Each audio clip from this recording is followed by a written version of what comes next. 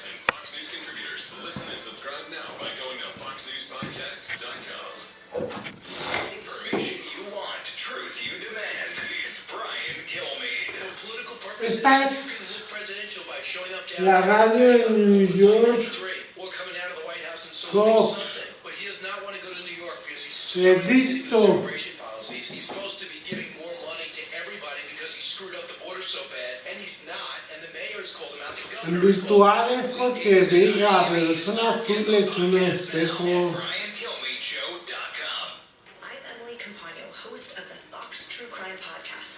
Starting September 18th, I'm bringing you gripping details straight out of some of the most horrific crimes. Whether it's a murder that rocked a quiet town or a cold case that remains unsolved, I'm speaking to the people who lived the story for an unparalleled look at these shocking cases. Join me starting September 18th for a week of true crime content you won't want to miss. Subscribe at foxnewspodcasts.com or wherever you download podcasts. I'm Gianna Gelosi with your Fox True Crime Minute. A Florida father was arrested this week for allegedly killing his son with a heavy-duty saw known as an angle grinder inside a mobile home in Polk County. 37-year-old Stephen Thomas Rada is accused of murdering his son, 16-year-old Stephen Lee Rada. The teenager, described as a great young man, was staying with his grandfather Thomas to help him out around the house while his grandmother was in rehab. Thomas left the mobile home to visit his wife in rehab, and when he returned, the elder Stephen was waiting outside and told him, "I wouldn't go in there if I was you. I killed someone." That's Polk County Sheriff Grady Judd. When Thomas entered the home, he Decía found his grandson dead in Pueblo, the dining room. His son no querréis entrar in the jail house, en la cárcel teniendo eterna. Está en este vídeo y YouTube lo reduce de eso a 1080. Estará a $3, a 3 euros. El pinchazo, la pastilla, la acetona, cloruro y oído. No querréis entrar en el lighthouse teniendo eterna. What were you doing, and then walk us through how you got to today. So I started writing books. I went through a couple of organizations. I'd been working at Young America's Foundation. I then moved to Florida to head up the James Madison Institute, which is a state-based think tank. And then in, I think it was 97 or maybe 99, I got a fellowship at the Hoover Institution out in Stanford in California. And I became the William J. Casey Fellow. And this was a wonderful opportunity. I was there for 15 years. They basically paid me to write the books that I had been doing in conjunction with other responsibilities. And so this was a wonderful opportunity. You'd go out there, Milton Friedman, all these famous scholars, Thomas Sowell would be there. And it was a great learning opportunity, and I did that for 15 years. I wrote more books on how Reagan won the Cold War. I wrote a book called Do As I Say, Not As I Do, Profiles of Liberal Hypocrisy.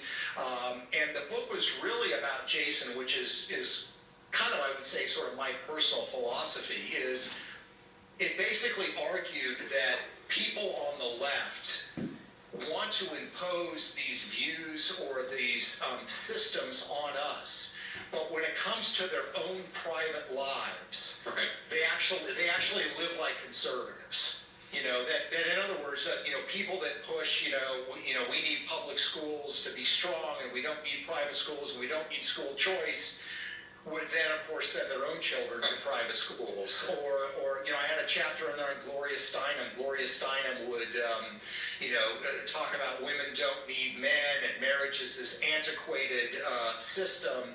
And yet, there's an interview where she describes how she was wooed into marriage by a man who courted her with flowers and romance. All the things she had been sort of saying was so ridiculous. And I really do think that's true. I really do think the way that people live out their lives, if they're smart and if they're prudent and if they're wise and educated, tends to be in kind of a conservative manner.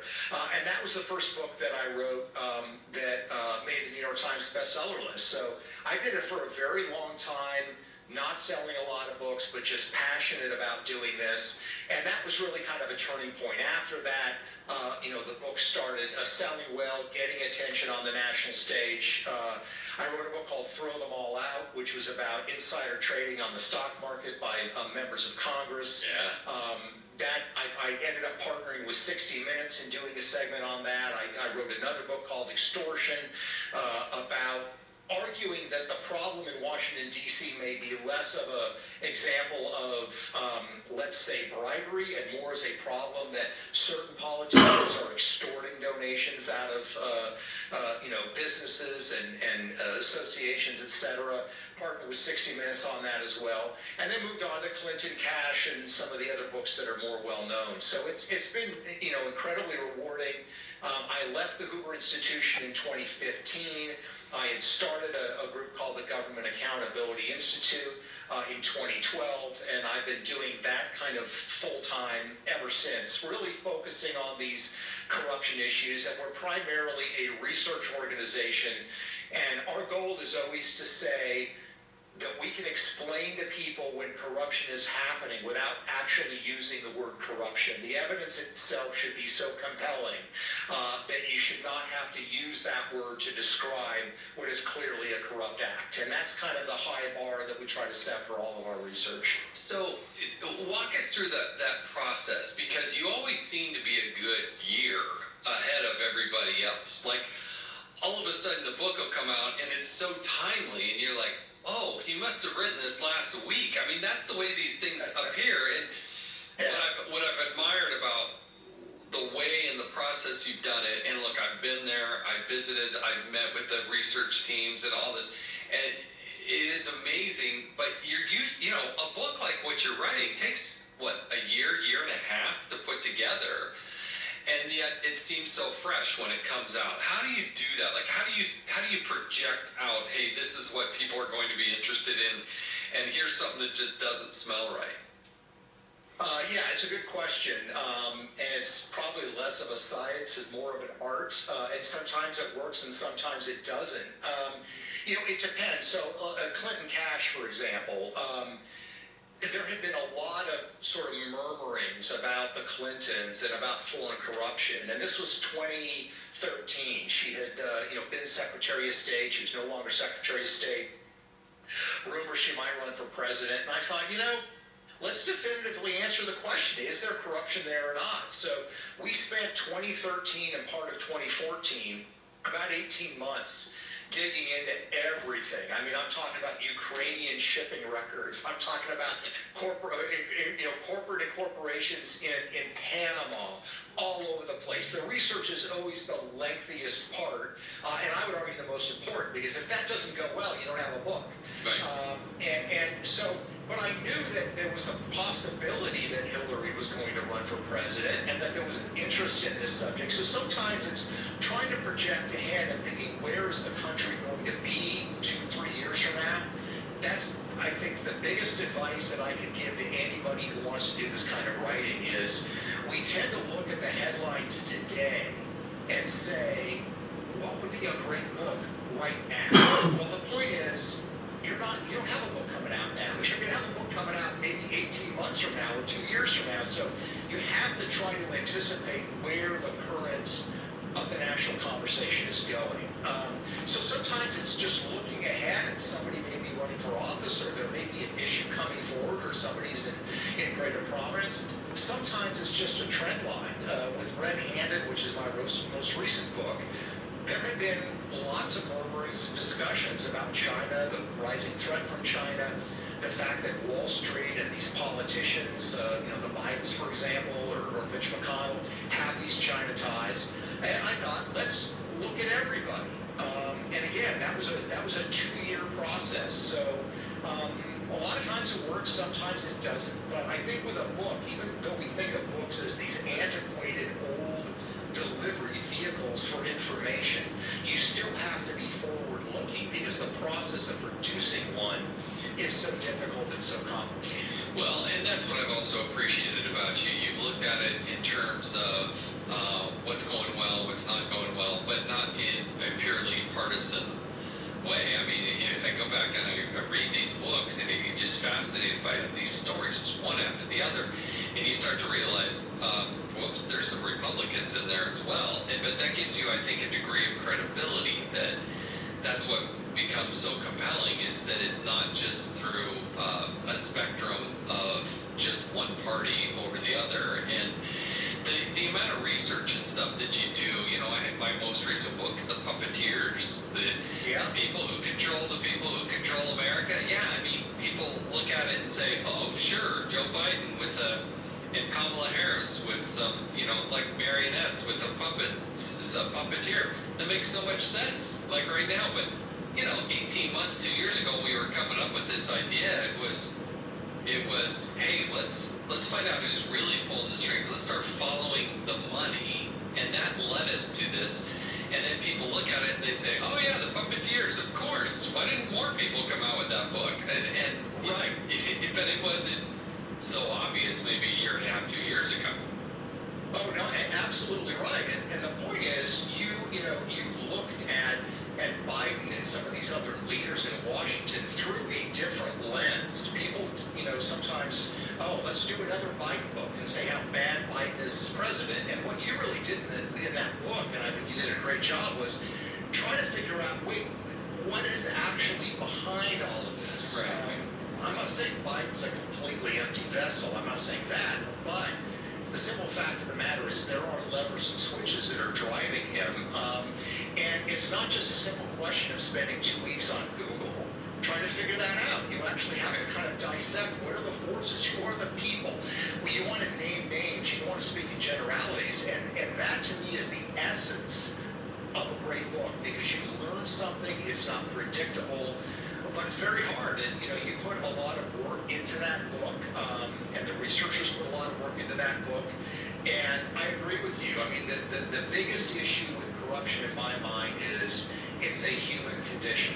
It is a reflection of our fallen nature. You and I are both men of faith. We would say it's a reflection of our fallen nature, our sinful nature. Other people might say the flawed nature of people.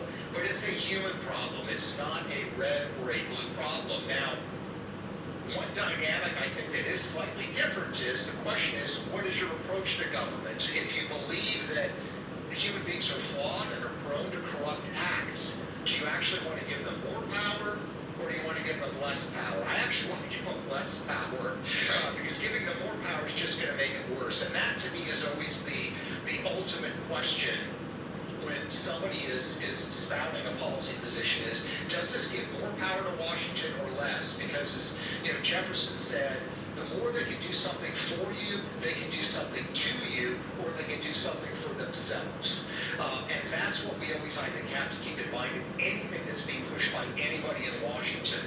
There is a industrial corruption model behind all of these policy schemes. And the sooner we recognize that, we can evaluate the legislation, not just in the context of the policy outcomes, but is somebody actually going to get rich? Is this going to lead to corruption or other problems? And that needs to be part of the conversation in my mind. Yeah, and clearly, I mean, you're right. Every rabbit hole you go chase doesn't necessarily bear fruit. You're listening to Jason in the House. We'll be back with more of my conversation with Peter Schweitzer right after this. More Jason in the House next.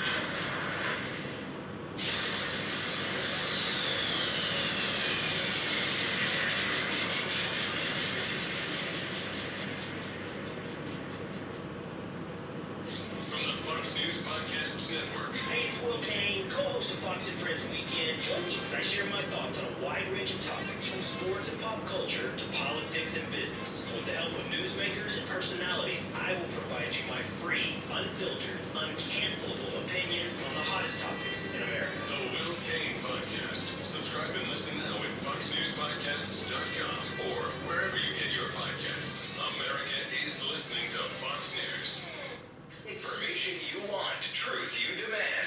It's Brian Kilmeade. And what worries me now is I think we're Democrats are waiting on the sideline to spring something on Republicans after Donald Trump gets the nomination, should he hold on, and have the 14th Amendment out there. As Molly Hemingway brought up, she believes the plan is to make it ineligible on certain states, most of which will be blue states. Weekdays at 9 a.m. East, or get the podcast now at BrianKilmeadeShow.com. I'm Emily Campagno, host of the Fox True Crime Podcast. Starting September 18th, I'm bringing you gripping details straight out of some of the most horrific crimes. Whether it's a murder that rocked a quiet town or a cold case that remains unsolved, I'm speaking to the people who lived the story for an unparalleled look at these shocking cases. Join me starting September 18th for a week of true crime content you won't want to miss. Subscribe at foxnewspodcast.com or wherever you download podcasts. The Dean's List with Janice Dean. A pilot from American Airlines who helped return a lost best friend makes today's Dean's List. Valentina Dominguez from Texas left her favorite doll, named Beatrice, on a plane in Tokyo, Japan. She and her family thought it was gone forever. Valentina's mom and dad went to Facebook and told the story about their daughter's heartbreak, hoping someone would see their message. James Dannon, a pilot based in Dallas, flies to Tokyo often. He reached out to a lost and found department at the airport in Tokyo, and lo and behold, the doll was located. When he arrived in Japan, he decided to take pictures with Beatrice in all the various places and airports he went after picking her up and on his way back to Texas. You can imagine Valentina's reaction and her parents, who are so grateful to the kindness from a stranger. James says he just loves helping others and glad he could do something nice for Valentina. Janice Dean, Fox News. This is Fox News Talk. Headline Rewind. 1962. Roger, the clock is operating. We're underway. Don't bump me along about here. Roger, zero G, I feel fine. Capsule is turning around. Oh, that view is tremendous. Let me ask you one simple question. Do you, Ambassador Soran, deny that the USSR has placed and is placing medium and intermediate range missiles and sites in Cuba? Yes or no? Don't wait for the translation. Yes or no? I am not in an American courtroom, sir, and therefore I do not wish to answer a question that is put to me in the fashion in which prosecutor does. In due course, sir, you will have your reply. I'm prepared to wait for my answer until hell freezes over, if that's your decision. You don't have Nixon to kick around anymore. News as it happened, news as it happens. This is Fox News Talk. I'm Ashley Dvorkin with a Fox Celebrity Profile with rising country music star Alana Springsteen, whose three-part debut album 20-something is out now. All three parts of the collection: messing it up, figuring it out, and getting it right. Included within is a superstar collaboration too. Chris Stapleton joined her on her song Ghost in My Guitar. Tell me how that came about and the process of working with him. I think he plays guitar the way he sings. So much character. So immediately I was like, it has to be Chris. Like, there's no plan B. We got the song to him. One morning, my phone is blowing up from my entire team. And they're like, Alana, if you get a call from a random number, please pick it up because it's Chris Stapleton. He's going to be calling you because he's going in the studio cutting guitars on Ghost in My Guitar. She loves hearing how fans interpret the tunes for themselves. Man, that's everything. It's those moments where a fan shares like how it got them through a breakup or how it encouraged them to have this conversation with their parents or like whatever it is. I think that's the beauty of music. Ashley Dvorkin, Fox News.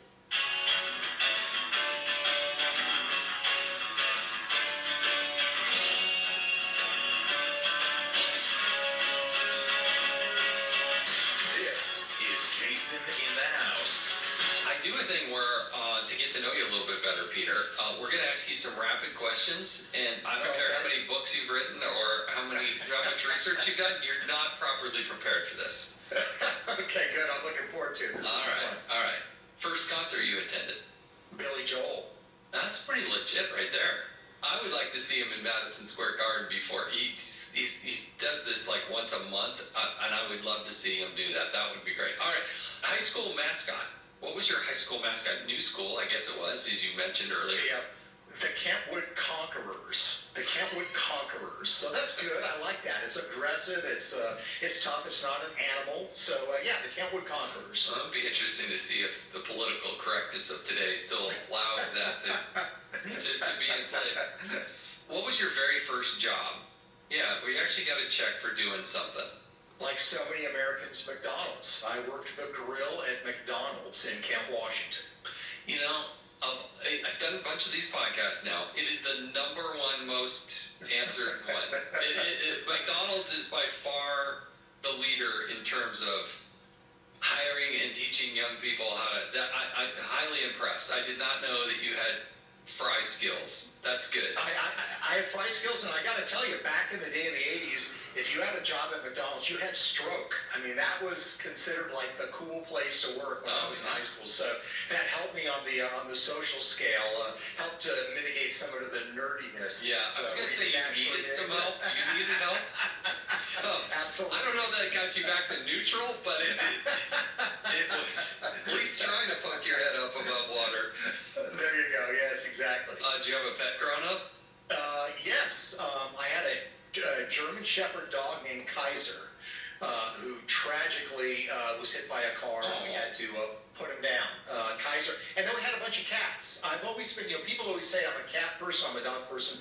I actually like both. But Kaiser, my German Shepherd, was the prize. Yes. Oh, sorry to hear about that. Yeah. All right, so if there's one person, you and your wife, you could call up and say, hey, honey, guess what? Got a special treat. Anybody in history, dead or alive, that you could invite over to break bread and say, hey, family, we got a special treat. We're going to have dinner with, who would that be? Well, the obvious one would be Jesus Christ, but let's step aside from actual people that are just fully human. Right. I would say Winston Churchill. I would love to have a meal with Winston Churchill. A, because of the history and just the role that he played in history and what he did. And B, because I think it would be a fantastic meal. I mean, this guy's a conversationalist. He's funny. He's brash, but not too obnoxious. I mean, just a larger-than-life personality. So I would probably say Winston Churchill. Yeah, that would be fascinating. But be sure to invite the Chafitzes over if that happens. Yeah, we would. Absolutely. Unique talent that nobody knows about. I mean, can you, I don't know if it's a unique talent, but I very much enjoy shooting guns, target shooting. So I don't know if it's a unique skill, but on a given day, I can be a pretty good shot. Other days, not so good. But I'd love to do really that with enjoy you. it. We'll do it. Wasatch Wing and Clay is my little gun club that I belong to. I don't go nearly enough, but I have so much fun shooting. I really enjoy it. And the thing people, Jason, don't get is it may sound weird. It's therapeutic because you're concentrating on something very precisely that's very different than anything else you concentrate on. So I find it very therapeutic. So I enjoy doing that. And on a good day, I'm a pretty good shot. Well, I believe you. My wife loves doing this too. She really enjoys it, and she's got a dead eye. She's really good. She's really good. All right. Excellent. This is make or break, Peter. This one. Pineapple and pizza, yes or no? Absolutely, yes. Oh, Peter. That coolness quotient you were trying to drive up just plummeted. Hey, Hawaiian pizza, I grew up on it in Seattle in the 80s. I cannot let it go. The Canadian bacon and the pineapple. I don't have a problem with the bacon. I don't have a problem with the Canadian bacon. It's the wet fruit on it that is the problem. The wet, warm fruit on it. Yes. Come on. All right. I'll give you a chance to redeem yourself here with the last question, which is best advice you ever got. Boy, that's a great question. Man, that is a really great question. I've got a lot of great advice. I would say the best practical advice, a lot of life advice from my parents and others. Best practical advice I got professionally was from Cap Weinberg, who was Reagan's Secretary of Defense. And he told me professionally, he said, remember, the American West was not settled by cowboys, it was settled by wagon trains. And his point was, don't do it alone.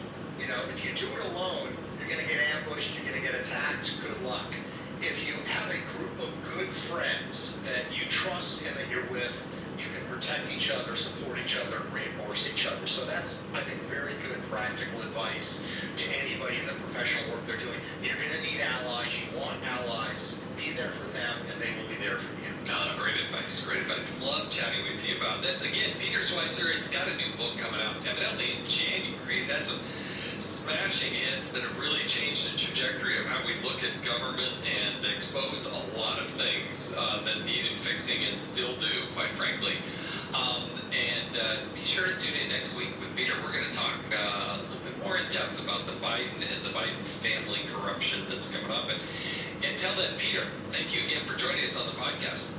This was fun. Thanks, Jason. All right, I can't thank Peter enough for his great work.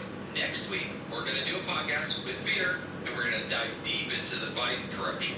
Not just Hunter Biden, but Joe Biden and the greater Biden family. So be sure to tune in next week. Now, I want you to rate this podcast, subscribe to it so you make sure you get next week's podcast. I want to remind people that you can listen ad-free with a Fox News Podcast Plus subscription on Apple Podcasts, and Amazon Prime members can listen to this show ad-free on the Amazon Music app. Again, I'm Jason Chaffetz, and this has been Jason in the House. Get all of your favorite Fox News podcasts ad-free on Apple Podcasts with Fox News Podcasts Plus. From Trey Gowdy to Fox News Rundown, Will Kane, Brian Kilby, and so much more. Go to foxnewspodcasts.com for all the details. The Fox News Rundown, a contrast of perspectives you won't hear anywhere else. Your daily dose of news twice a day. Featuring insight from top newsmakers, reporters, and Fox News contributors. Listen and subscribe now by going to foxnewspodcasts.com. It's the morning show that overslept. Fox Across America with Jimmy Fallon. If that effectively makes Trump go away, then they'll do it on the next Republican too. Does Trump bring a lot of baggage to the table? Yes. Does he commit a lot of unforced errors? Yes. Does he communicate in a very unprecedented and unconventional way? Yes. But understand, there was a remedy for this. For the past 246 years, it was called the ballot box. Weekdays noon to 3 p.m. Eastern. Listen live or get the podcast now at foxacrossamerica.com.